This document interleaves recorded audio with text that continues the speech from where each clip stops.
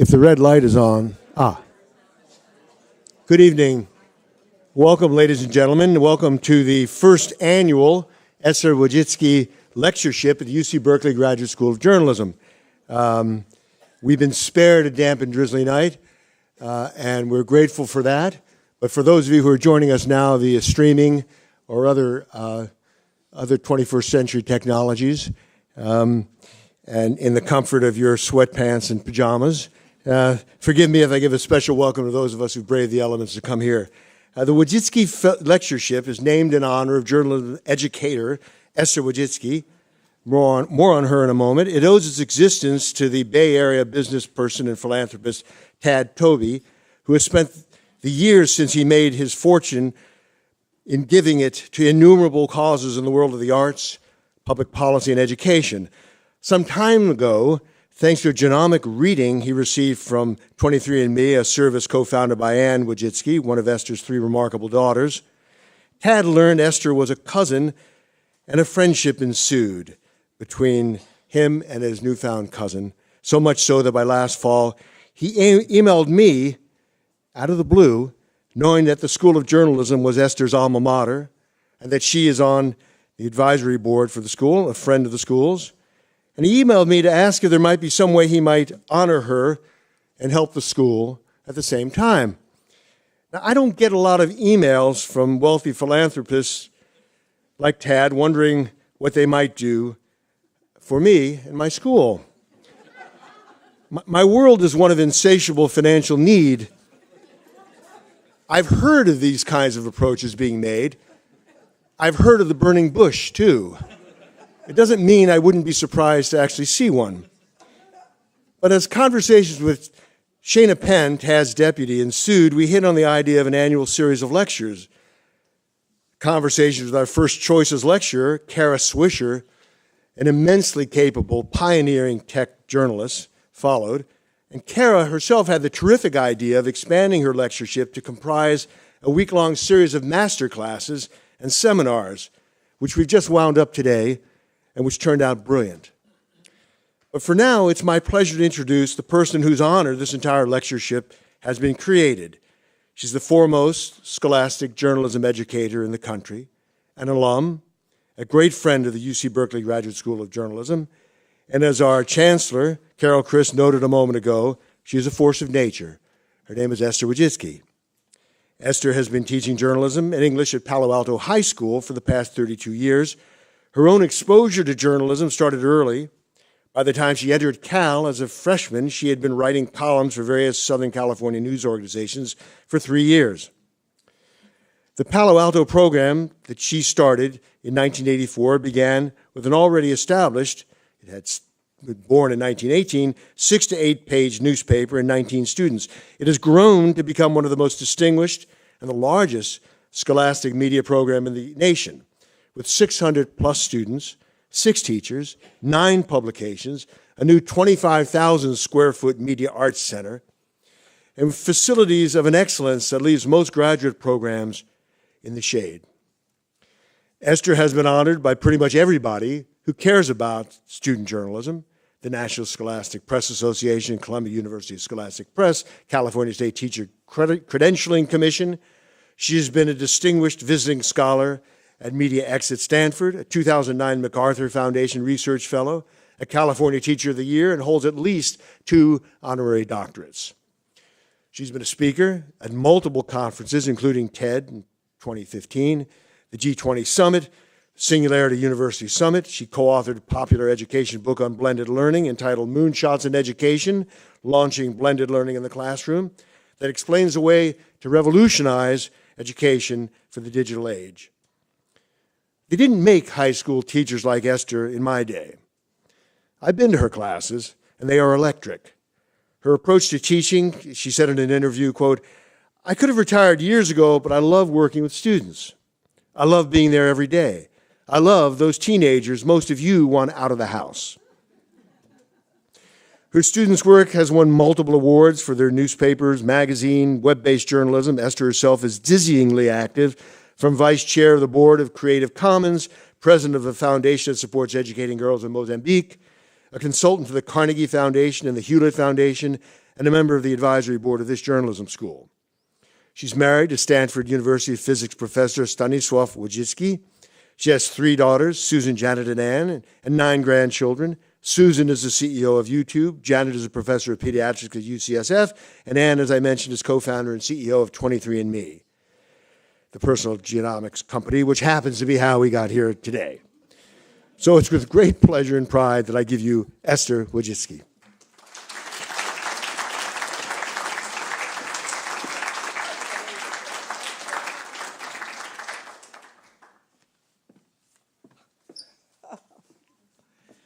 That was an unbelievable introduction.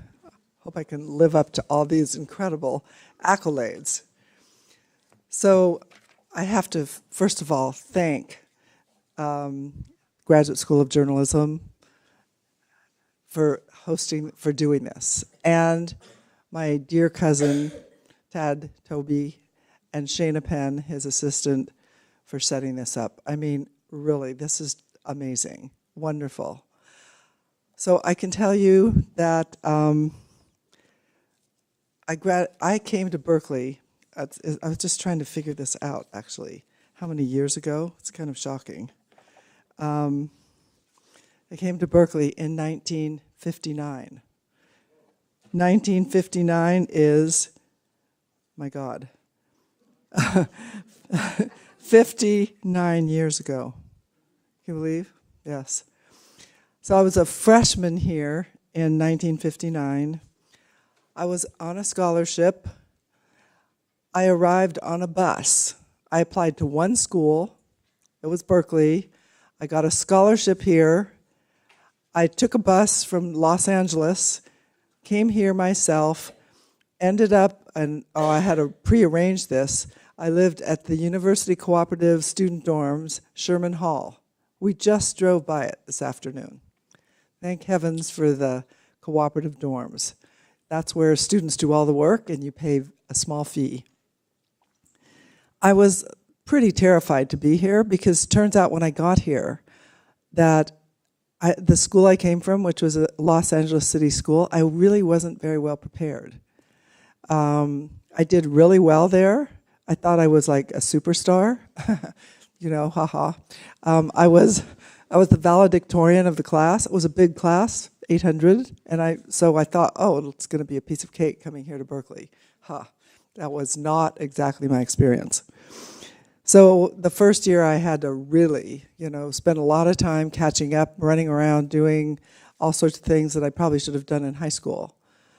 And but by the time I got to my junior year, I became really experienced. I became an ace at this. I had switched my major from zoology to political science. If you remember what was going on in Berkeley in the 1960s, I just majored in politics, and I did it in class, and I got to do it by Sather Gate. I was busy doing all kinds of crazy things. It was pretty exciting.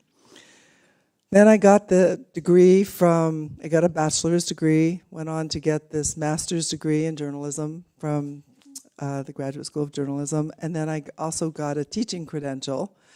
And then from there, I moved to Europe. Actually, that was after I met my fantastic husband here, after sliding down that stairway in Sherman Hall and finding him at the bottom of the staircase while I was in this large cardboard box. Yes, I don't know if I recommend that as a way to meet your future husband, but it worked. Following that, we moved to Europe, so I didn't really stay here. I went to Europe, and then I went to the University of Geneva for a while. I loved education. I missed Berkeley. And then I went from there to the Sorbonne, where I had to learn French frantically, and then finally got a degree from the Sorbonne. But my most exciting part of my life actually happened when I had my 3 daughters.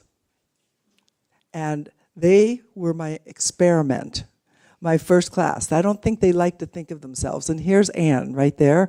But I tried out all my newly found educational theories on them. Of course, and I hadn't read anything about child development, I just developed it myself. I just thought this was some things that I should be doing. So they did, for example, they learned to swim really early. For example, Janet learned to swim when she was 1 year old, 12 months. Turns out you can teach 12-month-olds to swim. Isn't that amazing? We had a swimming pool, which is why I wanted to make sure she could swim. The only problem is that when we went to our local swim club and she jumped in the pool, 2 people jumped in to rescue her. They thought, oh my God. So after, I had a great time being a mother. I loved it. And when they all went to school, I decided I couldn't be a journalist because the only paper that I could work on was the San Francisco Chronicle, and I didn't want to drive. They didn't have the internet back then. I had to, so I thought, oh, why not? I'll teach. And that's how I started teaching at Palo Alto High School, because I thought, if I can't be a journalist, let me teach other people to be a journalist. And my program, when I first started, had 20 kids in it, and produced a 6-page newspaper. Those 20 kids, I just got a letter from one of my former editors, one of the first ones. Those 20 kids, before I came, were taught the way that most people were taught back in those days. Lecture-based model, having a book, memorizing the text, and regurgitating it verbatim. As a matter of fact, she wrote down, if we did it exactly, we then got full points, full credit. When I came in there, of course, I didn't really know too much about their system until, after I'd been there for a short time.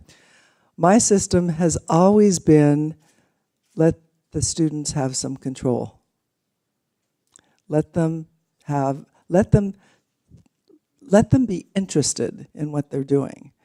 And so I started out with this system, and she wrote this letter in which she said, this was the most striking thing that happened when I came to Palo Alto High School, was the contrast between the prior teacher and me in the way I was teaching, because everything was relevant to the real world. So that's the method that I have been that I've been using for all these years while I've been teaching. It's now 35 years at Palo Alto High School, making whatever the students do relevant and giving the students control.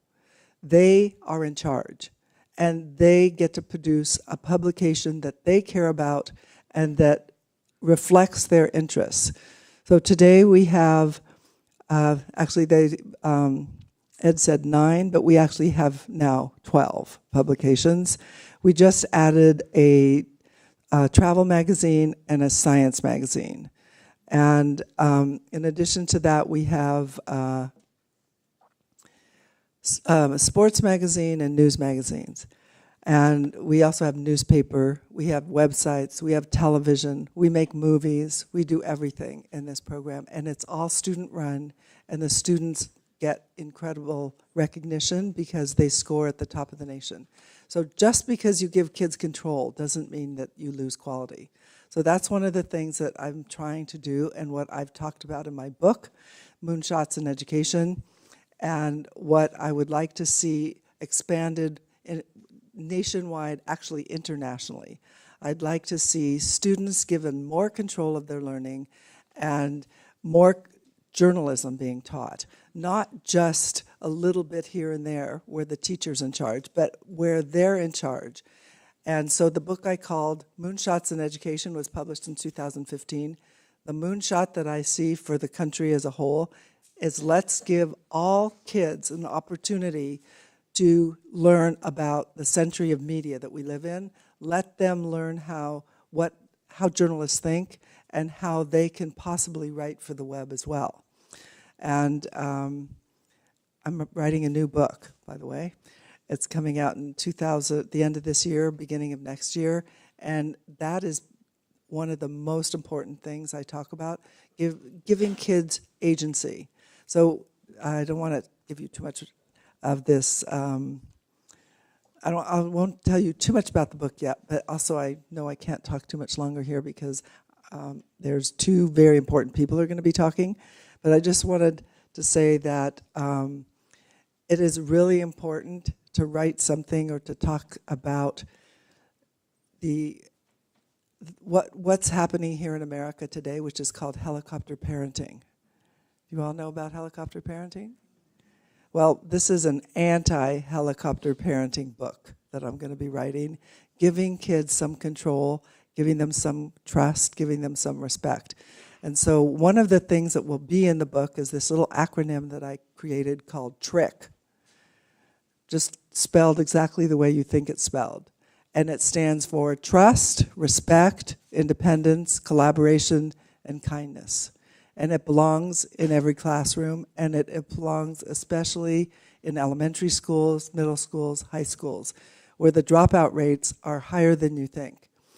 You give kids some trust, some respect, they will grow up to be participating members of a democratic society. And they'll care a lot about the world. And journalism plays a huge role in that. We cannot function without an informed electorate.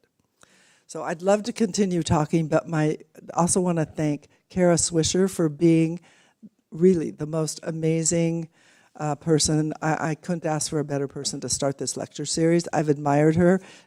I'm your #1 fan, Kara. Well, I'm trying to be. I am. And then also I wanted to thank my daughter, Anne, and Janet, who is going to be here in a little bit. Susan, unfortunately, is dealing with all the problems that YouTube has been presenting to the world. One thing after another. Yes. And I'd like to thank my husband for tolerating me and all those things that I'm doing on a regular basis. He's like, oh my God, are we ever going to have dinner together again? Because I'm so busy. So thank you for all your help and support in all this. And thank you, Graduate School of Journalism. I never thought, when I entered here as a freshman, did I ever dream that there would be a lecture series in my name. So thank you so much.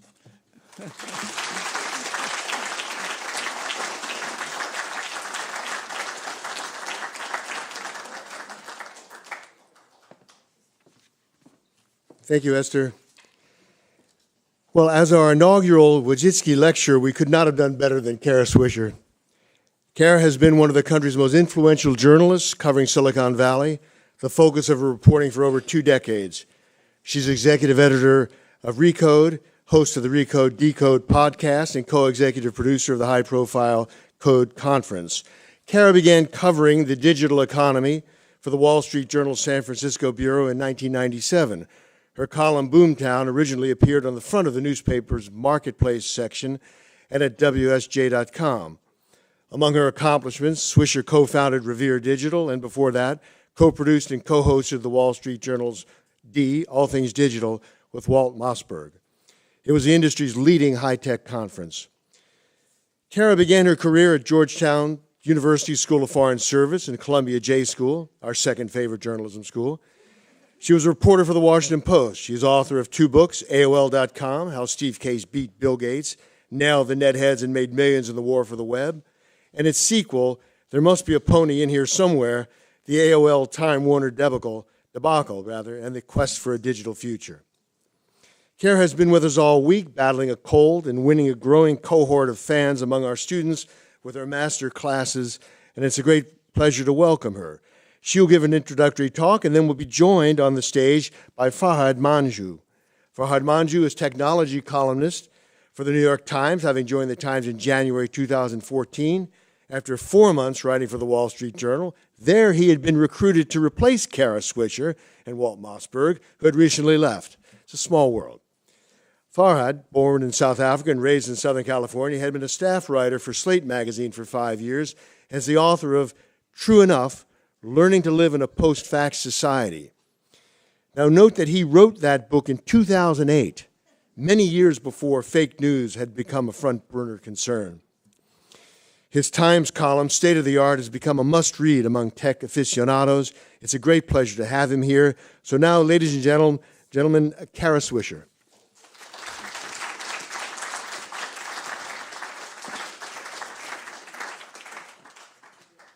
Thank you, everyone. I had a suit I was going to wear tonight, but I have like walking pneumonia at this point after this week here at the university. So you're getting my regular outfit, which is a very nice Star Wars shirt. And this is what I wear all the time. The geeks love this shirt. They always are so excited when I show up in it. So you get to enjoy it too. So I was gonna make more remarks, but I want to get Farhad up here because we love to debate Silicon Valley and where it is right now. And there's never a better time to do so. But I'm going to read, and we're going to talk about all kinds of issues, all those issues you talked about and more. But I want to read something I wrote about. Right now, Silicon Valley's in real trouble. Everyone thinks they're jerks, essentially, across the nation. From Facebook to Twitter to YouTube, and issues around people like Logan Paul and things like that. And obviously the elections with the Russia bots and the different interference by the Russians in the election. And so it's not been a great year for Silicon Valley in terms of increasing rancor towards it. And so oddly enough, I feel like I started this off more than a year and a half ago when I started talking about these issues, because I started to sense among the people of Silicon Valley this idea that they came in thinking they were changing the world and that they were good people. And I felt they hadn't grown up and understood the impact of their inventions and how damaging they were becoming on this country, and they were not thinking about these things. So I'm going to read to set the scene of what Farhad and I are going to talk about. And I'm sorry for my voice. I'm going to read from this piece that I wrote in December of 2016, right after Donald Trump was elected. And it was the Silicon Valley people went to visit President President-elect Trump at the time at Trump Tower. And I started to talk about how little regard they had for Trump had attacked a lot of tech companies a lot. So I'm going to read the beginning of this piece, and then I'm going to invite Farhad up here to start talking about it. Oh, turn off your phone. So let me begin with it. It's called Hell is Silicon Valley People Who Won't Grow Up. Serious times call for serious people. In high school, I was assigned to read the classic Jean-Paul Sartre play, No Exit, about three lost souls doomed to spend eternity driving each other nuts over the petty and ugly details of their previous lives.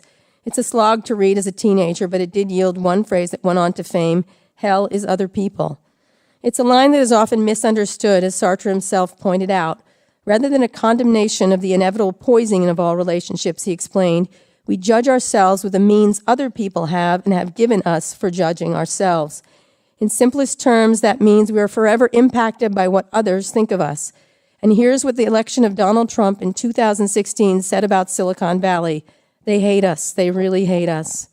That's not anything shocking, since the electorate that chose Trump, I know it's not even close to a majority, but they won by the rules all the same, Russian interference notwithstanding, hates a whole truckload of stuff, from professional politicians to globalists to cultural arbiters to, well, the list just goes on, into a really pissed-off horizon. The Trump movement and its gangs of very sore winners have been fueled by bottomless rage of all kinds, including against the machine. And that's where tech comes in, because for decades now, it has been that machine, forever peddling the happy, shiny future in which you're all happier and shinier due to the miracles of modernity. With the exhausting motto that we should be disrupting everything that can be disrupted, it has largely ignored what was once quaintly referred to as consequences, and the fact that disruption eventually boomerangs back on the thrower. More than boomerangs, in fact, because what the Trump movement represents is not just disruption, but a sense of that what is needed is full-scale destruction of the power structure. That makes sense in many ways, since what the smarties have created has resulted in a pain for a lot of people that has been clear to those in Silicon Valley. While you cannot blame tech for the death of manufacturing in the U.S., you can still draw a very bright line between the benefits of being able to make all sorts of great devices invented abroad and on the cheap to nearly every part of the sector. Did Silicon Valley, which has reaped the rewards of this system by amassing startling amounts, enormous piles of wealth, imagine that all of this would not eventually have to be paid for by someone? Or as Trump's main digital guru, investor Peter Thiel, has written, in a world of scarce resources, globalization without new technology is unsustainable. As most readers know, Thiel is not someone I often agree with, given his disturbingly cavalier attitude towards a lot of values and standards I think are inviolate. Don't sue the publisher out of business secretly for personal reasons and brag that you love journalism. Check.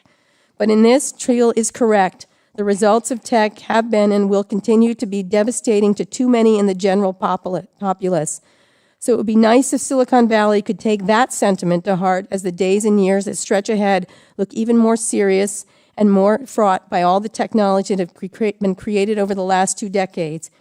And more to the point, things that technology is creating now are certain to result in even more unrest as they intensify. So I want to bring up, I know it's kind of a bummer, but I'm like the scolding mother of Silicon Valley now. But I feel good about it. And so I want to bring up Farhad to talk about these issues. Farhad has written a lot about these issues. I have written a lot about these issues. And now I think it's finally a time when Silicon Valley is finally paying attention to the need to understand the responsibility that comes with what they're doing. The way I've tried to relate it to Silicon Valley people, because they are literally the most juvenile group of people as a group in existence, is using the Star Wars movie, not Spider-Man movie, I'm sorry. With great power comes great responsibility. And I think they kind of get it when I say it that way. Even though that actual phrase was from Voltaire, people don't know that. It's been taken over by gentle Uncle Ben. But I want to talk about that idea of great power comes with great responsibility. So I'm bringing up Farhad Manjoo from the New York Times.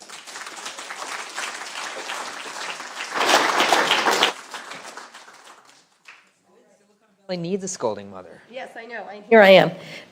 So let's start talking about, I'm sitting like Jennifer Lawrence style. Did you see her getting drunk? I don't have any rum. That would be bad right now with all these drugs in me. So let's start about this idea. You wrote, how many years ago did you write this column about the Frightful Five? It was, I think it was 2 years ago. It was after that Hateful Eight Tarantino movie came out. Right, okay, right. So I had that in my head. So, 2015, I think. 2015. Yeah. Okay, explain the Frightful Five to the people who didn't read the column. Yeah, so it's Apple, Amazon, Google, Facebook, and Microsoft is in there for a special reason that I'll talk about. But so I wrote a story in Fast Company in like 2013, like a long time ago. Right. And that turned into this book deal that I got. It got delayed because I got a job at the Times and stuff. But the idea then at the time was, there were these 4 companies, Apple, Amazon, Google, and Facebook, that seemed to be, one of them seemed to be becoming the next Microsoft, right. the next, and I was going to write about which one of them it would be, kind of a standard business story. And then in 2015, in the last couple of years, it seemed to me that the real story was not which one of them would win, but what if all of them win? Right. Like, what if they all, what if they all kept growing and their powers seemed limitless?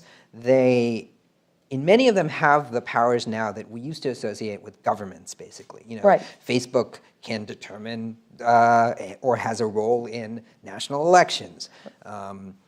Companies like, like YouTube, the same way. Amazon is basically building national infrastructure at this point. So, Apple fought with the FBI over encryption, details on people's phones, major national terrorism cases.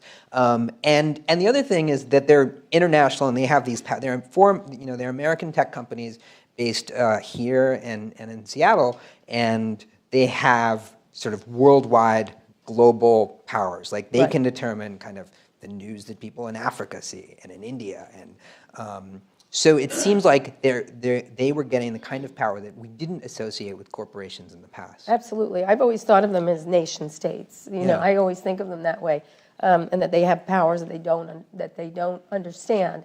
And so let's get into that. So you called them the Frightful Five, wrote this column, which they hate, by the way. They're always like, that Farhad.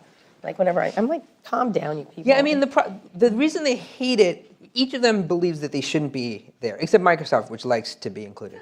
It's so sad. Microsoft used to be so scary, and now it's like not scary, and they want to be scary. Right, so that's the reason I have them in there, because I think they're a good example of what can happen to a company. I mean, they're still big and powerful and make a lot of money, but they've been tamed. Right. And there's an argument about this, a long argument, but one of the theories is that they were tamed because the government acted against them. Right. And so, that could be a potential future for the others. For the others. Okay, let's talk about that, because I covered the Microsoft trial for the Washington Post. And I recall at the time Bill Gates, and I had written a lot about him he threatened companies continually. It seemed like he just went around and threatened companies all the time. But they were amassing power through the operating system. And the government came in and declared them a monopoly, essentially, and their behaviors on that. And that the operating system was so compelling that it did. So the government came in and did this case. And one of the things I'll never forget was Bill Gates, before this trial happened, came to the Washington Post. And I'll tell this story very briefly. I invited him there to talk to the editors of the Washington Post. We had these dinners and lunches and stuff where they would come, like you guys have them at the Times. Yeah. And I invited him, and I was waiting outside the Post for him. And this giant limousine pulls up, which I was like, Bill Gates never takes a limousine. At the time, he rode coach, and he was that Bill Gates. Yeah. He doesn't do that anymore. And this limousine comes up, and this guy gets out, and it turns out he's the premier of Nigeria or something like that. And he gets out of the limousine. I'm like, hi, you're not Bill Gates. And I look across the street, and pouring out of a cab, a really ugly DC cab, those cabs are really vile, was Bill Gates by himself. And he hadn't showered, which was what he used to do quite a bit in those days, which wasn't pleasant. And he was sort of a mess. Sorry. And he came up to the top. The Mrs. Graham's dining room, essentially, and we had a meeting with the editorial staff. And at the time, it was starting to seem like he was gaining enormous amounts of power over the computing arena. And he kept going on and on about, like, I don't have lobbyists, I don't need them, I don't need Washington power brokers, I don't need this, I don't need that. Very cavalier, in a really cavalier way. And I kept raising my hand, and I said, well, this is a city of ex-student body vice presidents with subpoena power, so you better start thinking really hard about that. And I'll never forget, he turned to the arrogance was so deep, and how it didn't, like, he could not be tamed, essentially, was that he turned to the editor of the Washington Post, and it wasn't Ben Bradley, it was Len Downey at the time, and he said, Len asked him some question, I don't remember what the question was, and Gates turned to him and he goes, that is the stupidest question I've ever heard, which he's done to you, right? Like, yeah. That is the stupidest question I've ever heard. And this was a time when the Post was enormously powerful, as an institution. And it still is, but it was a different kind of power. Right. And I literally didn't know what to do. And I was like, the stupidest? Was it the stupidest question, really? The absolute stupidest question you've ever heard in your life? Come on, that's got to be stupider questions. Because this was my boss and stuff like that. But I'll never forget his tone and his tonality about what they were doing. And then the government came in, they had the same tone throughout the trial, and then were killed. Were killed by the federal government shut down that ability of Microsoft to do that. Right, completely changed the company, and for a while it was really struggling, and still, it's not a company that consumers think of and reach for, and lots of other things happened. Of course, they missed a lot of internet turns. Right. But you could argue that if the government hadn't stopped them, they could have used that browser monopoly to, they could have used the OS monopoly to win the browser war, shut down everyone, and then stop Google, for example. Right. And that same sort of thing sort of happens now with the other tech companies. One of the things that I think is interesting is that I don't cover or think about or feel like there's a lot of competition to the giants from startups. Obviously there are huge startups, but in a lot of them, look at for example, Uber is a good example. Uber's had all of its own problems, but Google is sort of going to win whichever way the car market goes. They have an investment in Uber, in Lyft. They're suing Uber. Sued. Yes, they sued Uber, and they have this car program of their own. So it's that kind of thing where it's hard to imagine any startup beating any of these companies, Exactly. pushing them sort of, and that was, for a long time, that was kind of the story of Silicon Valley. Like you'd be at the top, and then you get hit Unseated, by, right, you'd get, by yeah, two guys in a garage. right, by the guys in the garage. Right. Now, they're fighting amongst themselves, and those fights are interesting and worth paying attention to, but they don't change the sort of overall like structure of the business. That these are these most powerful companies. And that, Yeah. say, a Google, which did start, by the way, in Susan Wojcicki's garage, of all things. Again, the snake eats itself. That you could not do that today. That you couldn't have a company that pops through like a Facebook did, like any of them did. I mean, it's much harder, and any startup now sort of has to kind of pay actual money to these companies, or in other ways make deals with these companies. I mean, Right. They run all the cloud services, they run the app stores, they run all the marketing channels, they run the phones. They run the phones, they run the operating systems, they sort of run all of the major platforms for other tech companies, but for the entire economy. So what is the implications of that? Because let's start with, let's go through each of them. Facebook, which I think is getting most of the attacks right now, and many of them deserved. Almost all of them deserved. Talk about them, because they have affected news the most. Yeah. Here's a company that was very similar to AOL in a lot of ways, was going to help publishers, and then turned on them, started charging them, started manipulating. AOL did the same thing in a really odd way.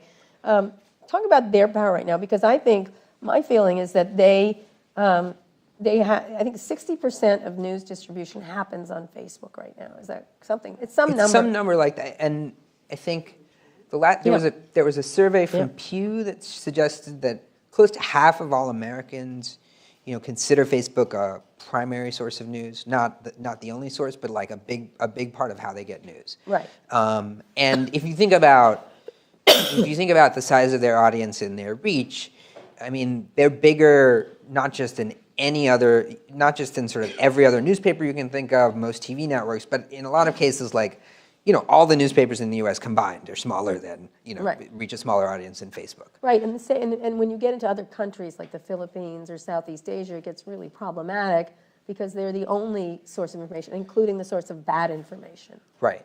And in those countries, there's the additional problem of they don't have a lot of people there. They don't really sort of monitor what's going on there.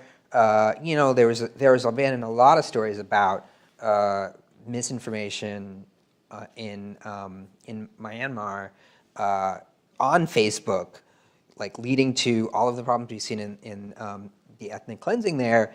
And Facebook has, half a dozen or so people and put them in late and sort of can't monitor that. And then just sort of like just thinking about how journalism works, like the idea that engineers in California are deciding the news ecosystem of countries very far away where they don't have people is just kind of a bizarre world. It's a bizarre and disturbing. Do you think they've abrogated their responsibility? Because what you get from Facebook, which has been an ongoing argument I have with all of the executives all the time. I had an interview with one of them on stage at a conference a year ago, more than a year ago, talking about their responsibility to monitor these programs and control these programs, platforms. Mm-hmm. And most of what you get out of people from Facebook is it's a benign platform of which we are just a platform, and we are not a media company. Right. They're very insistent on not calling themselves a media company when I think they are a media company, or they're a kind of media company. And therefore, they abrogate the responsibility that comes with being, like the New York Times cares if it's wrong, Recode cares if it's wrong and fixes it, to being this place where anything gets dumped in and you can all sort it out, essentially. Right. Yeah, I mean, lately they've been sort of talking about being more responsible and have hired journalists. It's unclear kind of exactly what the journalists that they've hired are doing. It's unclear to me, kind of in an overall way, if the kind of fixes they're trying to make are going to work, and even if they know kind of what the problem is and how to fix it. They're trying to be responsible, but I think that their major problem is that to be a responsible media company, you have to take positions, you have to decide what's factual and what's not, and they want to be they want to be popular. They want people to use them. They don't want to be seen as, as deciding what fact is and what isn't in a polarized country here in the United States, but also just for the entire globe. Like, that's not the position that a company like Facebook, a platform that sees itself as more of a piece of technology than than a news service, wants to be in. It's a very tricky thing for for how they see themselves, for the kinds of people who work there. I mean, they're a company of engineers, like all tech companies, and to transform into something like the New York Times is just doesn't work for them. It's not like the New York Times. It's a new kind of media company. Yeah. It was really interesting around, I don't know if you all had followed this, but the very last year when Mark was asked about this, maybe about a year ago, he said the Facebook had no impact on the, no. He said it was crazy. Crazy. Yeah. What a crazy thing that it would have any. When he said that, it was very clear that they did, that there was some meddling by the Russians on this platform or using the platform, both in the ad area, but more importantly in the content area. A weekend later, he wrote a thing saying, well, maybe we have a little. Like there was a sort of slow roll forward. Yeah. Maybe we have a little. And then he put it through in a number, 1%, I think. Some number I think they just made up. And I actually texted them. I said, I think you just made up this number. Like, I'm sorry. Can you explain it to me? And you better not say 1% if it later becomes 7 or 10 or whatever. Just stop lying, because you obviously have changed your story. And then over the course of a year, he has sort of moved into, oh, okay, maybe it was more important than you think. And then he wrote a giant 6,000-word essay, which needed desperate need of editing, about it was. He showed it to some journalists, including me, and he goes, what do you think? I said, I think you need an editor, is what I think. What? Like, well, I think it's very good. I'm like, you know what? But after he showed it to us, it got longer. It got long, I know. It's like, I literally was like, you didn't finish college, right? Okay. So he's not used to being told. He's bad at what he does. And so we're not, Farhad and I aren't worried that he's going to get into journalism. So he rolled that forward. They rolled it forward again, and then it continued just to be one re-explanation after another. And when they first said, oh yeah, Russians are on the platform and have abused it, malevolent actors have abused it, they again did the same thing where they said, it's only a little. And I remember talking to one of the executives, I said, you can't say, don't say it if you don't know. If there's one cockroach, there's 50 cockroaches, kind of thing. And please just don't say it. Don't say anything. I'm going to call you a liar next week if I have to. And so what is in the ethos of this particular company from your perspective from covering? I have some thoughts, but why do you, so they don't understand their power? Are they ignorant, willfully ignorant? Are they just they're like secretly evil and love getting paid for it? Or what do you think? So I don't think they're secretly evil and love getting paid for it. I think at first it was ignorance and denial. I think Mark himself, I've spoken to him, you've spoken to him over the last year and a half. He does seem to have gone through some kind of evolution about what he thinks the power of his platform is, and is trying to do stuff about it. It's like the like the old George Bush Sr. message, I care. He does seem to care, and he wants to tell people that he cares, and he puts out these blog posts often saying that he cares. But I still don't think that he appreciates the power of his platform, and the other thing is the executives around him still seem very determined that the role that Facebook played in the election was smaller than everyone says, that they're being they're under siege from the media. Yeah. I do think some of the Russian influence storyline has been overhyped. I don't think that it's true that the Russians using Facebook alone affected the outcome of the election. But Facebook is such a huge source of news that it seems unquestionable to me that they played a part in changing the entire news ecosystem that made it both easier for propaganda to work and scrambled how politics is done in a way that nobody could predict what happened. Right. And the election was determined by fewer than 100,000 votes in a few places. It's plausible that something happened that was either sort of foreign actors or just propaganda or a very good like Trump campaign thing that Facebook was involved in. Right. That they didn't, I feel like that they didn't have control of their platform or know how it was being used. Right. But, so malevolent people they built a platform that malevolent people could misuse very easily.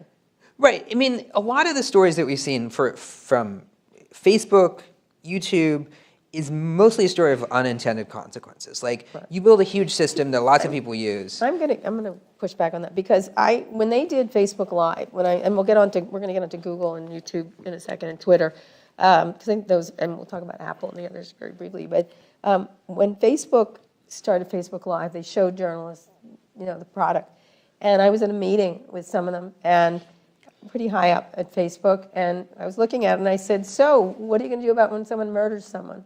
Yeah. So my first thing. And they said, what? And I said, yeah, it's suicide. Someone's going to kill himself on this, or someone's going to bully and beat someone. I'm like, what are your tools? And they're like, Carrie, you're so negative. And I was like, Yeah. And they're like, this is a beautiful platform for like Chewbacca Mama or whatever. Right. I don't know. And I was like, don't you even think, what was fascinating to me that it never even, and they even to say that like, it never occurred to us that human beings would do bad things. And I was like, Right. have you not met a human being? Or what is No, that? so when I said unintended consequences, I mean sort of blindly, right? Mm-hmm. Like there's been Facebook especially has done this. Like, throughout their history, they sort of put things out Right. and then like months later realize that something bad has happened or Right. people don't like it, and then there's like the Right. Mark Zuckerberg Right. apology post. But it's not the same, the apology post. It's such a good apology post, he always does. But it's not like as if it's like a see, the thing is, it's not a product that like if you buy it and your fingers fall off, you know what I mean? And then there's lawsuits, but your fingers fall off, the democracy dies. Like, so it's not something you see, or people get worse with each other. There are consequences that may aren't physical, but they're to the society. So let's move to Twitter. Same thing, you didn't include them in your Frightful Five, but when you think about a company like Twitter, they allow bullying, sexism, all kinds of attacks, trolling all over the place. It's being used by President Trump in a really unusual way. Yeah, they're not in my. I'm being nice because I know, Ted, you like Trump. I heard you like Trump. But he's using it, right? He's using Twitter in a certain way. He's taken control of the message, and he's messaging people directly, which is incredibly powerful. And frankly, I think he's the best tweeter, one of the best tweeters. I don't like what he tweets, but it's still, he's real good at it. He's used it properly, Yeah. as far as I can tell. I Him mean, and Kim Kardashian are the best tweeters. I think Truth. she's great. Truth. I think Twitter is way smaller than Facebook, but I think it is the worst social network. I use it all the time. I think that you can't not use it if you're in our business. Right. And that's why it's the worst social network. It has this influence that most of the public doesn't understand. And the influence is, it's like the place where cable news is formed. Like, it's the place where all the narratives you hear on CNN and Fox at night are formed, and like every dumb hot take or trolly thing, or just like all of the talking points are formed and are disseminated, and so it's the place where people who want to affect,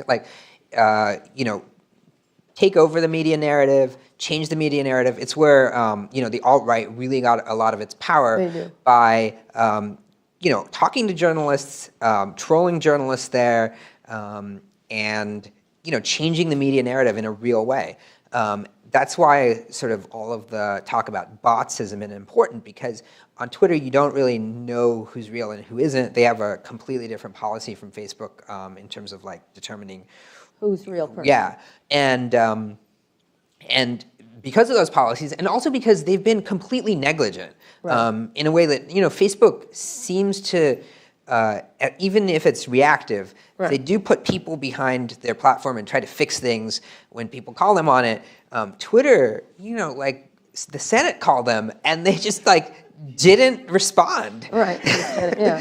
They didn't provide documentation to a Senate committee. Right. They have been called on. Well, they were busy. Yeah.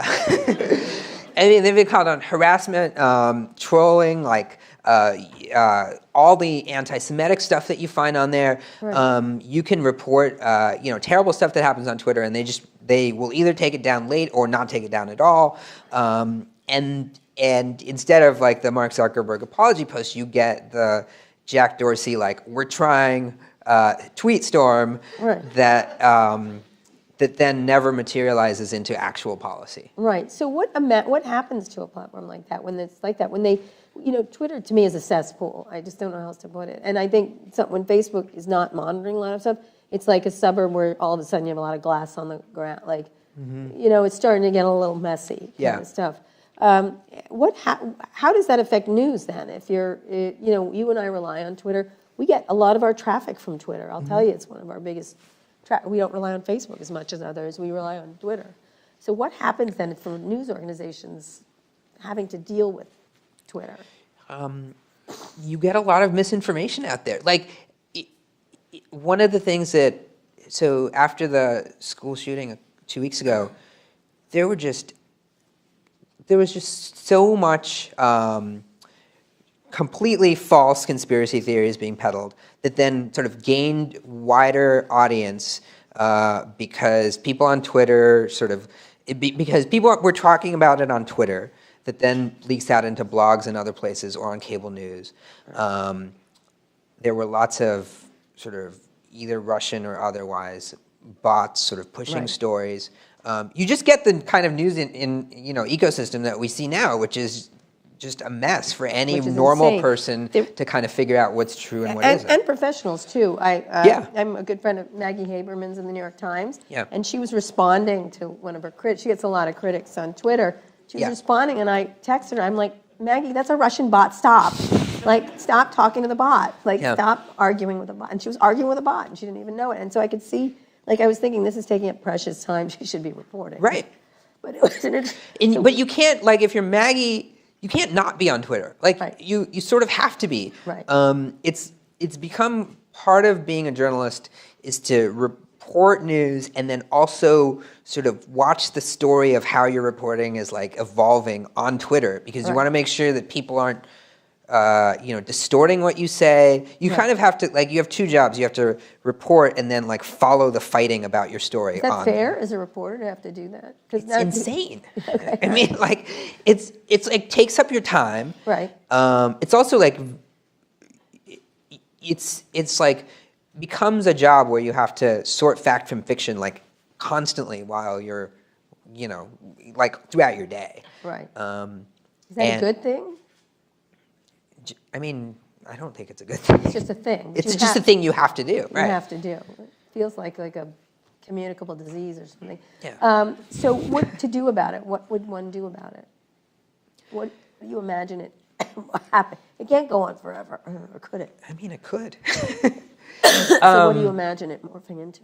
I mean, I think that for Twitter specifically, Well, the government's not going to shut it down because Donald Trump loves it. But go ahead. What do you imagine happening? I can't think of a good fix for Twitter. You can think of you can think of ways for Facebook to fix its problem.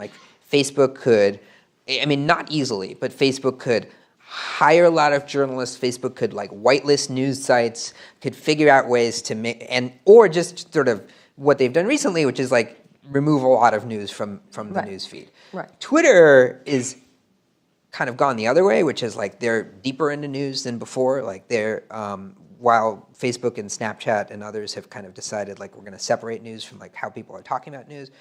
Twitter is just kind of very integrated into it, and I don't know. I can't think of how you remove the journalism business from Twitter. Because now it's just kind of become part of how newsrooms work. So let's move on to Google and YouTube, which I think are two separate things. Google's sort of remain the same as a search engine, tends to do a pretty good job about surfacing stuff. They clean out the algorithm to surface better news and stuff like that. Or do you not think that, or do you think? They do an okay job. I think they also have been, one of the things that's happened is that people have figured out how to game kind of every platform. And so people have figured out how to game Google's Google News, which then rises up to the top of Google search results. Google News used to, and I think they still do. I mean, they have a pretty good policy of deciding what's news and what isn't, but part of Google News is like InfoWars, is like conspiracy sites now. And so sometimes, especially after big things happen, it's possible for bad actors to put out misinformation that then rises to the top of Google. Google says that that's kind of overhyped because like people aren't searching for like the name of the guy who did the bad thing, and so it's not like a high traffic search, which I kind of believe. So I don't think it's the hugest problem, but I do think that it's like one of the problems. But I think YouTube is YouTube is now. Remember, mom's in the thing. But sorry, Esther and Stan, but YouTube's a mess. Okay. I mean, I just had Susan on stage talking about this. I think YouTube is amazing. Yeah. I think like YouTube could be a force for good in the world. Like one of the things I like to do is like I try various kinds of hobbies. So I was like doing pottery recently, and like you can just learn how to do pottery on YouTube. Oh. You can like learn anything on YouTube. If you want to be a cook, you can like learn how to be a better cook on YouTube. Like it could be great, and I think that for many people it's like amazing. Right. But it's huge. It's so big that it seems difficult to police, and it's video. So you can't sort of police it in the same way that like Facebook can look at status updates or something. Right. It's interesting with YouTube. When years ago when Chad Hurley and Steve and the other founder was at one of our events, I also had George Lucas there, and they were huge Lucas fans, and they wanted to meet him, and he came in late. He walked in the door, and I said, George, this is the founders of YouTube. And he turned to me, he said, "You're ruining all of media. I just want you to say that. It's like throwing puppies on a highway is what you do." And I was like, okay. And they, of course, they were thrilled. They're like, "Great to meet you." We love you anyway. I think he just told you you're an asshole. But I think his point was right today. It's like some of us like throwing puppies on it, like whatever crazy things to do. Like, and here we are at Logan Paul. Yeah, I mean, I think does everyone know who Logan Paul is? You should be glad you know. He's a YouTube star. He was a Vine star at first, right? Yeah. And then he became a huge YouTube star. I think the phenomenon of YouTube stars is interesting because they're huge. They inspire so much love and money. Yeah, but like the kind of connection that like my kids are fans of this of like other kids who are YouTube stars. And these kids on YouTube mostly just open toys and play with them, and like get paid by toy companies. So like my kids are watching like basically a long commercial, but they love these YouTube stars so much, like to the point that like when I don't know, I think they're like the Beatles for my kids, And that kind of devotion. No, there's an enormous fan base. Logan Paul is a YouTuber who YouTube's tried to tame, but has not been successful in it. Where he does a lot of wacky things, mostly tasteless crap. What he did is he went into a place where Japanese teenagers hang themselves in a forest and took a picture of a dead body. Took a video of a dead body. And thought it was funny. And then kind of made jokes about it. Made jokes about a dead child sitting there, and so it took them a bit to throw them off, but they finally threw them off the platform. And so I just recently interviewed Susan at our Code Media conference, and I said, "When are you going to get the vile Logan Paul off of the thing?" And we had a really good, interesting discussion about what they are and whether they should, again, the same argument, are they just a platform? We're a platform who happens to have media. I think that's what Susan ended up saying. Or are they more than that? Should they do more? And one of the things she announced recently was adding 10,000 human beings to the mix to vet stuff. I feel like 10 million aren't enough because of the enormous load of videos that come onto that platform from across the world. I think it's 4 trillion. It's some number that's just astonishing.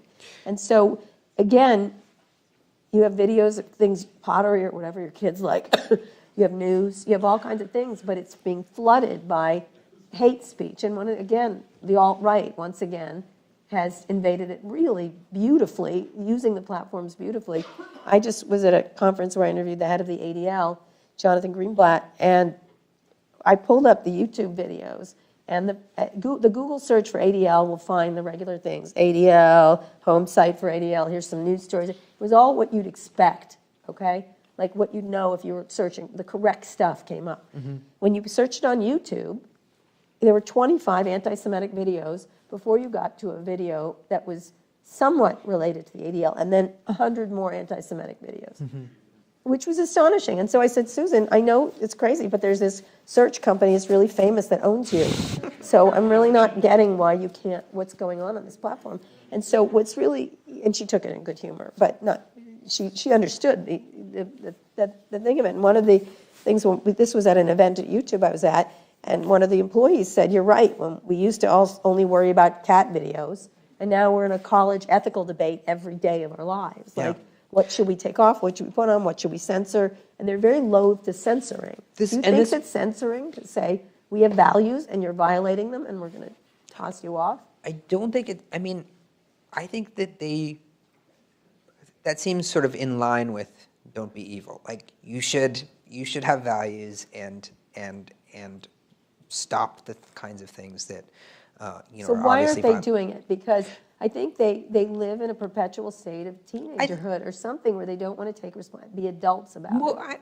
I think that YouTube, like Facebook, now seems to want to do something, and now it's sort of deciding like a technical matter and a business model matter.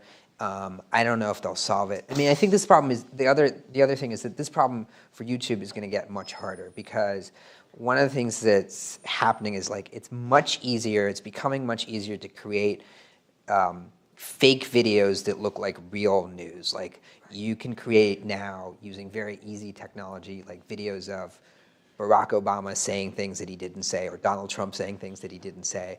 We're entering this period where technology is going to make the like fake versus real problem like very difficult for normal human beings to figure out. And then video has such power that like people are going to see this stuff and believe it, and a company like YouTube is going to have to like figure out. So what do they do? What do they do? They have AI is the thing they always throw at you. AI is going to fix it, or we've got algorithms that are going to work it out, or something like that.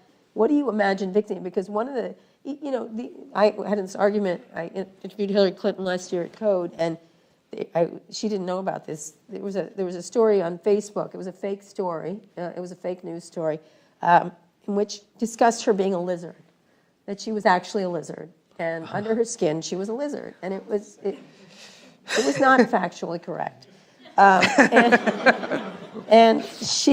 So I kept writing Facebook, like, why can't you take this down? She's not a lizard. And they're like, well, and I was like, not a lizard, take it down. He said, why is that going? Well, people posted it. I'm like, they can't post that she's a lizard. Like, you can't let them do that. It wasn't a joke. It was an absolutely beautiful fake news story. And so it had millions of views, which was fascinating to me. And that I'm sitting there like a crazy person saying Hillary Clinton's not a lizard was crazy. It's crazy making to me. And then obviously the Russians did it. This agency in St. Petersburg seems super adept at it. I mean, but it's complicated, right? So one of the things we talk about is how powerful these companies are. The solutions to these problems often involve kind of giving them more power, right? So giving them the power to decide the kinds of speech that's allowed and not is like actually, could in the long run be more dangerous, right? I don't know if I want Mark Zuckerberg to decide like what the Times is allowed to say on Facebook. And so I think that there needs to be some responsibility, and perhaps a lot more responsibility from these companies, but at the same time, asking them to exercise that responsibility is asking them to exercise a greater degree of power. Is it government? How can you? Because they'll only get more powerful, presumably. I mean, in other countries in Europe, it seems like it will be government. Right. One of the things you're seeing in Europe is like Europeans regulators are even more concerned, because it's not just big tech companies, but it's big American tech companies that are determining like business and culture and news and kind of everything else over there. And so you see a lot more, activist regulators, and so Vestager and others, right. Yeah. And so there, it could be government. Here, it seems like both the First Amendment won't allow that. Various like laws that we have about technology won't allow that. So who does here? Who controls them? Who? says there's no law. There is, they have the right to regulate. We have the right to regulate the internet. Yes, They can have it. yes, it can, but that's what I'm saying, they haven't. Like, this endless talk is getting nowhere because it's actually getting worse, as you were saying. Right. So what, You cannot depend on the owners to change their no, ways. agreed. That's why I'm asking, because I don't think the government is going to intervene at all. I think the government, I had a huge argument with President Obama in an interview saying the government needs to step in. They never stepped in with Google, it never stepped in. No, I mean, the tech companies got huge under the Obama administration and were given, very, very good access to the White House. Yeah, very good access to the White House and very light regulation. I want to finish up, and then we have questions from the audience. We have a few minutes for questions from the audience. Amazon and Apple, how do you look at them as, do they need taming? Apple seems like a bunch of adults. I always enjoy going over there because it's like... Apple, a bunch of adults, they mostly think about the consequences of their products, and they're not in any way a monopoly. I mean, they charge a lot for their products, and so, even in the US, the share of the iPhone is like under 50%, so you don't see them, I mean, they're huge, and they're the most valuable company on the planet, but they seem to run the company in a different way. Because they don't rely on advertising or Yeah, the slot so- machine of attention, which Right. is what the others all... Right. I that's mean, what the it is. advertising business is like is one of the incentives that kind of changes how companies operate, and like that's why Google and Facebook are different from Right. Amazon and Apple. Amazon, Because their businesses are predicated on addiction and usage and constant stimulation. yeah, Amazon is going through, I think, an interesting like transition, like a public image transition. Like, a few years ago, I think Amazon was regarded as kind of like going to be like something like the digital Walmart. Like people who used it loved it, but a lot of people in America thought that it was going to, devastate retail and, ruin a lot of people's jobs. And I think, people still worry about that, but they've been kind of masterful about their Yep. PR recently. I mean, The headquarters. the headquarters thing, the like announcement that they're going to do something on healthcare, like nobody knows what, but Yeah. like everyone was overjoyed about the idea that Amazon would like fix healthcare. Well, they're really good at delivering my books, but go ahead. Yeah, I think that they seem to be, and Jeff Bezos himself, I mean, is doing things like saving a journalistic institution that needed saving, and is doing it in a way that like is inspiring. So I think they're seen now as a perhaps not like a totalitarian force for evil, and like getting But more which of the frightful interested in- five do you think is most frightful then? I think Amazon is.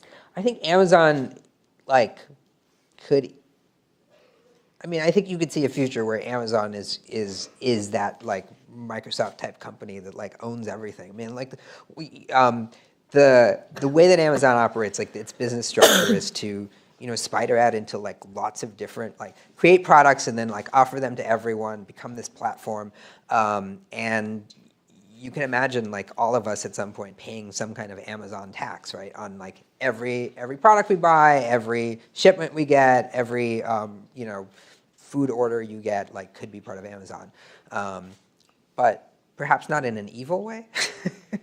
Well, not today. Right. Not today. I mean, one of the things I'll never forget, I wrote a piece when Google was trying to take Yahoo's search business, which would have meant they had all search, almost all search at the time, because it was pre-Bing. And I said, I wrote a column saying I don't want them to do this. The government needs to step in. And I said, but the Google people are like, we're good people. We're, that story you hear from all of them. And I think I wrote a line that said at least Microsoft knew they were thugs, which they didn't like, which Larry didn't like. And he called me and said, I'm not a thug. And I said, well, you're not. And he goes, well, why do you think bad things? I said, well, you seem okay, but I don't know who's going to run Google in 20 years.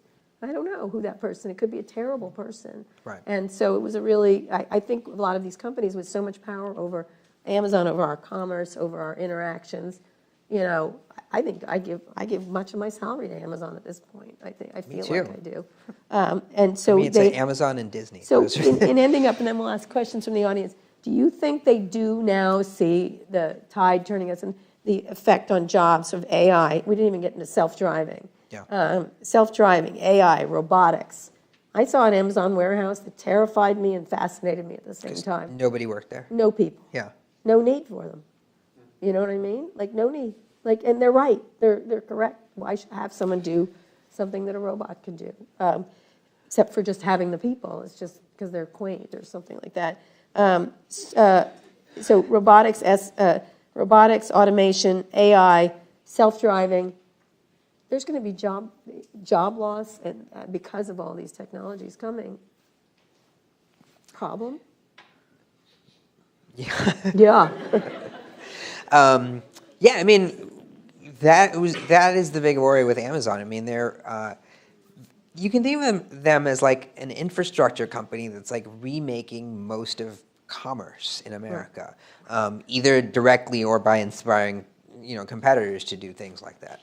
And it's going to have vast consequences. Not just Amazon, but all of them together, as you say. Right. Really, they're going to determine jobs. They're going to determine everything. Right, jobs, like the news environment, politics. I mean, one thing that's super interesting to me is we talked about how the government is not sort of, at least the current government, is not going to stop them. I do think it's interesting that these tech companies have mostly aligned themselves with Democrats. I wonder, there's becoming this sort of schism, I think, in the Democratic Party. Like, are Democrats going to fight the tech companies? Yes. There are some who are.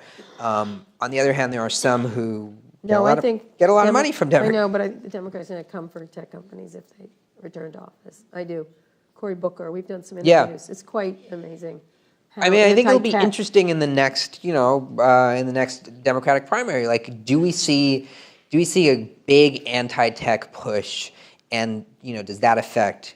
I mean, it will affect how much money they get from tech, but like tech's political power, like it'll be different under the next Democratic president than it was under the last Democratic president. So questions from the audience, right here. Do you think that Google and Amazon should be broken up? Oh, Farhad, you take that one. I mean, I think there's a good argument for that for Google. Do you think Google and Amazon should be broken up? I think there's a good argument for that for Google, but I'm not an antitrust lawyer. But I've the case for breaking up the tech companies is best against Google for reasons that, for Google search, there was a kind of a long-running question of like, are they suppressing other companies that are providing information on the web? Like Yelp was a classic example, right? So Yelp is a restaurant review site, and complained to the FTC that its reviews were being downgraded given lower impact in Google search because Google had its own product. Sort of systematically, if you look at Google search results, they favor Google's own products. That you could say is like classic what happened in the Microsoft case. Google is both Google and Facebook are the biggest digital ad companies. They're on the way to becoming the biggest, ad companies of any kind. Google is the biggest search engine. There's a lot of kind of clear. The ad market is particularly disturbing. Yeah, Amazon. I mean, Amazon. The case is much harder to make, right? They're not the biggest retailer. They're not even the biggest digital retailer. I mean, they're the biggest digital retailer, but they're not the majority of digital retail at this point. And at some point, they will be very soon. But they're under 50% of that. I think that with Amazon, people worry about their just crazy growth, and that at some point they will be, and so you should be worried in the future. And also their kind of the obvious scope of their ambitions. Like they're going to be in physical retail, digital retail, and logistics. The entire chain of retail. They're going to take over the post office. But there's this. There's a real re-examination now of antitrust law and how and whether it can be changed and how people should think about antitrust with regard to the tech companies, because they don't fit. A lot of them don't fit the kind of classic model that we thought of with like AT&T and even And Microsoft. what's happening in Europe is where you should watch. Marguerite Vesker, we did a couple really good interviews with her. She's been really on them in a way that no U.S. regulator has done. The U.S. regulators have passed and passed and passed again. The FTC, the FCC, all of them. Yeah, I mean, and Trump, when he was campaigning, like, it's quite anti-tech. right, he was saying often he was going to go after Amazon. He was going to shut down various tech companies, but has not done any of that. And Yeah. I mean, the people he's appointed to the FTC and have, aren't likely, to do that. No, he hasn't. I don't think he's going to follow through. Next question over here. Oh, right there, and then right there. I got very concerned. I mean, a lot of things you're saying is anti-press, anti-free press. Yeah. Because it's saying control, because, I mean, China is controlling everything and their people. Right. Europe wants to control certain kind of media, certain kind of, I think what you need to do, maybe if you create a rating system, a ranking system, something you can inform at the bottom, but taking away my chance to see that video that I want to see now because of the Japanese thing, because there's such a controversy. Right. Yeah, that's an argument for it. It's just, my argument against it is that this is their platform and this is not what they stand for. You can get that video other places on the internet, by the way. It's all over the place. They want it as an example of their platform, of their business. Right, and I also think that part of it is not just that it's on their platform, but the question of whether they're encouraging it, right? So Logan Paul posted that video because there's a monetary system in place for him to make money from that video. I think that's the question.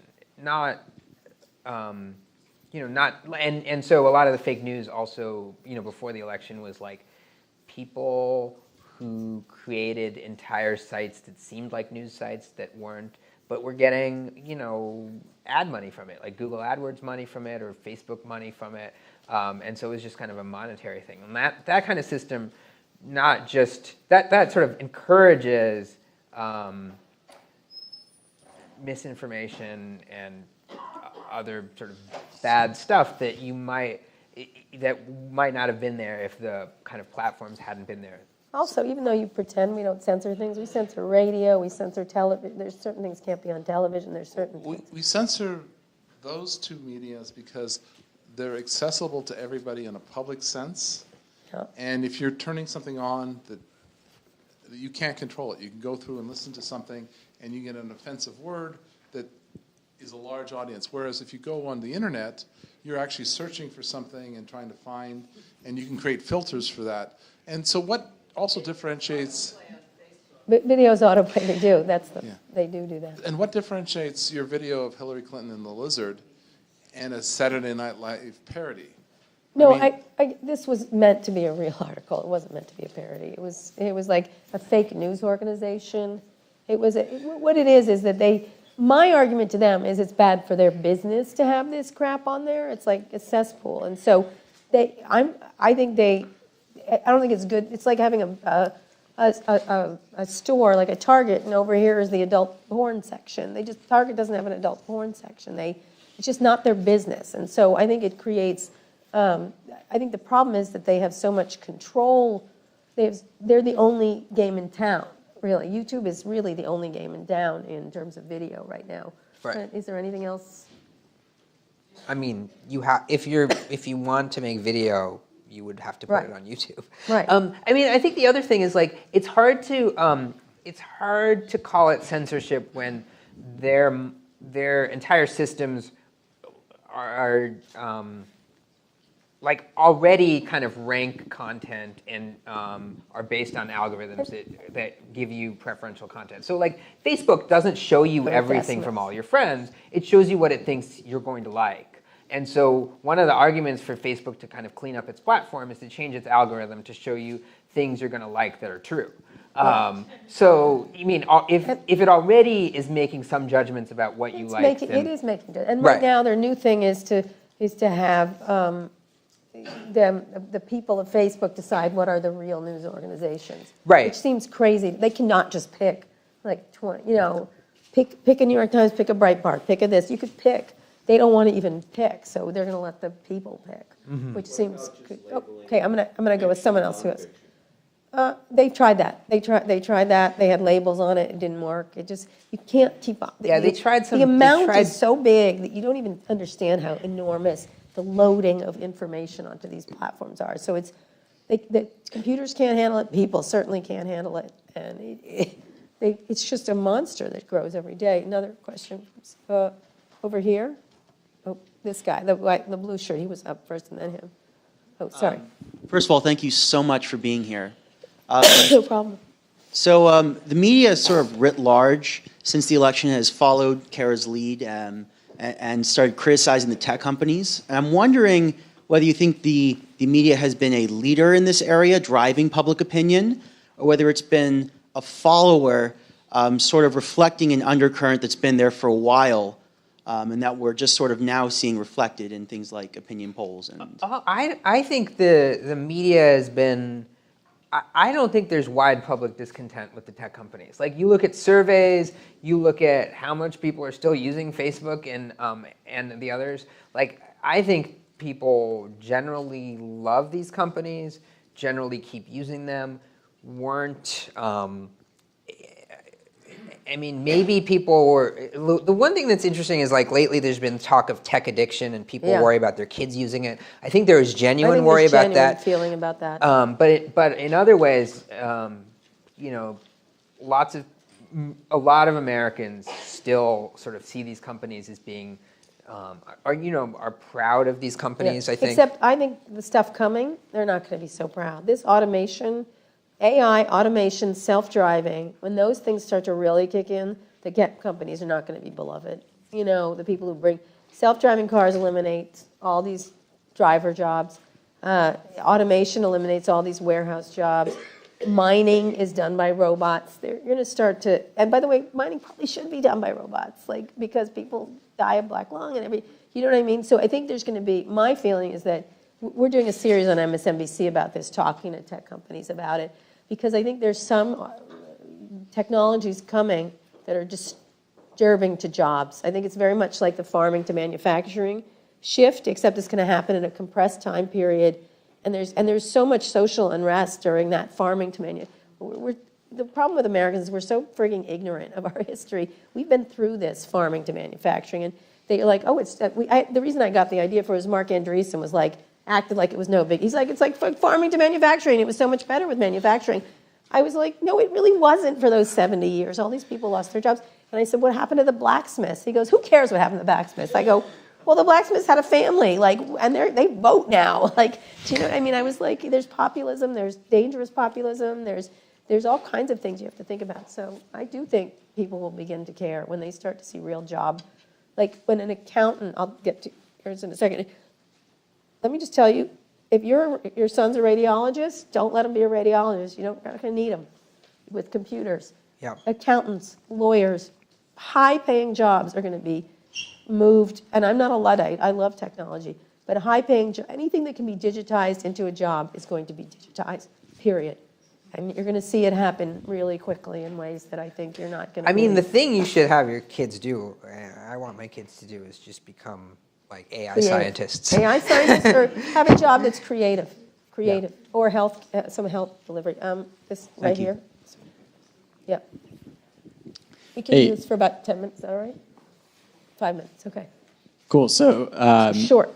Yeah. So you talk a lot about how big corporations are able to really take down startups and defeat them. But do you see the rise in startups combating this disinformation, like Verit, which was the Hillary Clinton endorsed social media platform?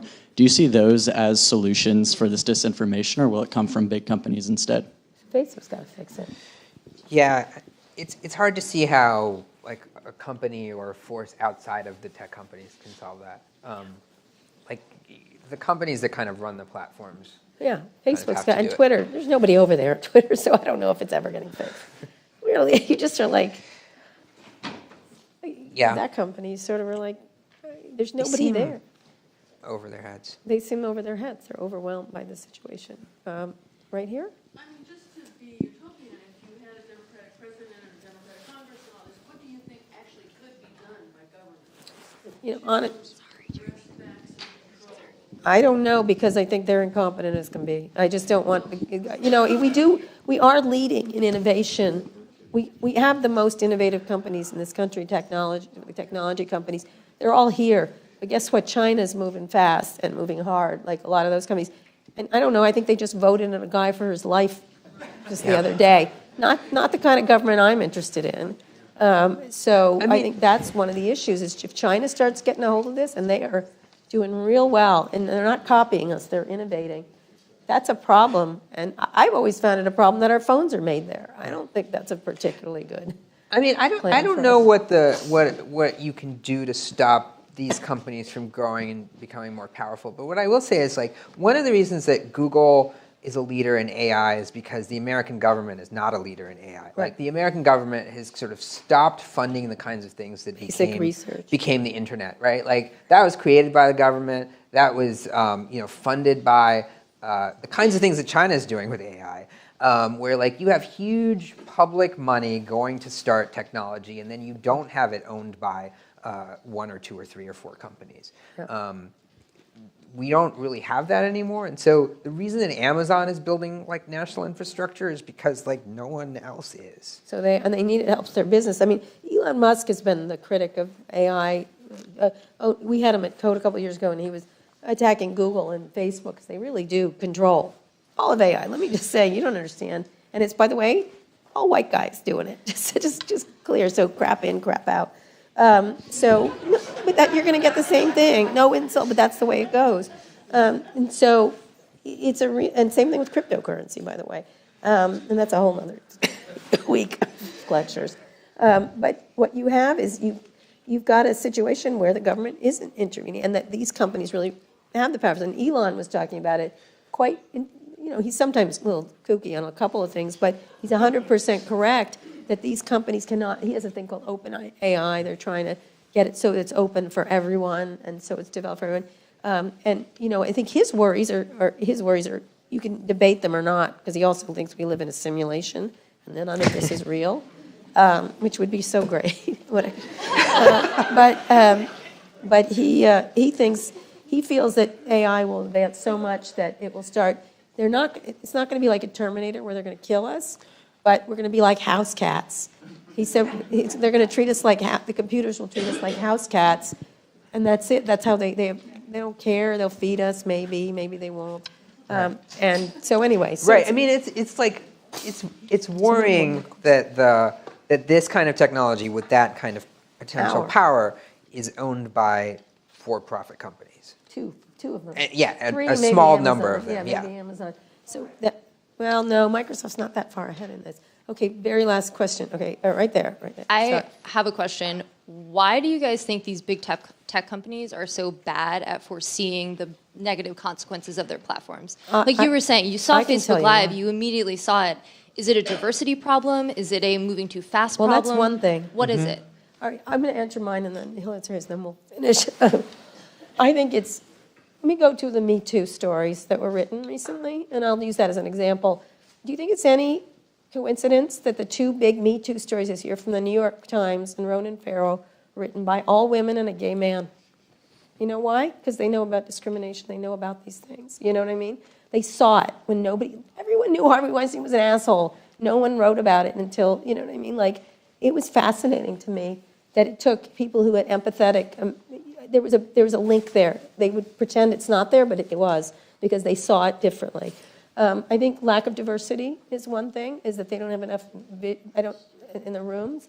I think there's not enough irritants in those companies. One of the things I argued with a Facebook executive recently, I asked him, I said, are there enough irritating people working for you? Because it seems like you all agree with each other. And you need irritants in there saying, what? Like, what? Like, what did you just say, Mark? Come on. Like, they're all like, they're aggressively agreeing with each other, and there's such a cohesive group of people. It's a problem when they have this much power. And I don't mean to say they're evil at their heart, but they just can't help, like they can't see outside their little group think. And I think, and lack of diversity is at the heart of it, really. Lack of diversity is always at the heart of these kind of things. And then lastly, they have a personality, which is a great personality trait, which is optimism and opportunity. So they see opportunity and optimism all the time, and they don't see the obstacles. And that's what makes them great, and that's what's going to kill them. I mean, I think. The So, kind of Farhad, person. finish. Yeah, no, I agree with everything you said. I can't add a lot, but like the kind of person who decides in college that they're going to start a thing that is going to change the world, and then actually manages to start a thing that changes the world, like has a particular worldview, like obviously has that kind of worldview, an optimistic worldview, and like everything that's happened sort of confirms that worldview. And so you come to a point where you release a new product, and optimism is like the lens through which you view that. Yeah, and so I'm a really irritable and negative person, so I'm good in that way. But they don't have a lot of that, and I like that about them, and I really want to slap them hard. I agree. I like that about them. It's just like wanna slap it's them hard. one of the fun it's one of the fun things about this industry, but it's also one of the like irritating things about the industry when they don't notice sort of obvious things that could happen. Yeah, I'll finish on a story. I was at Google, and they had those bicycles that are now in all the cities, the colorful bicycles. And Sergey was the one that was really pushing them. And years ago, he said, I'm going to drop 100,000 bikes in New York City, and this many will get stolen. He had the whole calculation worked out. Like 82% will get stolen, and then I'll put another 100,000. And so they put the bikes around Google to try those colorful bikes around Mountain View. And he's like, what do you think of our bikes? I said, all I want to do is take my car and run them down. Like, I hate them. I hate the whole bike idea. And so he was like, what? Like, horrified. And I'm like, it's like so optimistically horrible what you're doing. And I remember, and he just looked at me like I was like a serial killer. But in any case, it's an attitude. It's a mental. I would never have created Google, let me just say. So, you know. Right. Anyway, Farhad, thank you very much. Thank you.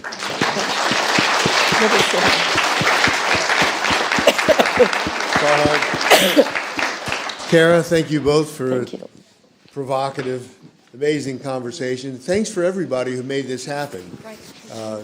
Tad, Esther, Shayna, and people from the J School. Esther's the best. Say, go. She really is. Everybody, clap for Esther. And the people from the School of Journalism, Vicky Hammerstedt, Julie Hirano, Joanne Straley, Jeremy Rue. Who am I leaving out? Marlena Telvig, Maura Smith. Thank you for all of you for an amazing, amazing event. Thanks so much. Good night.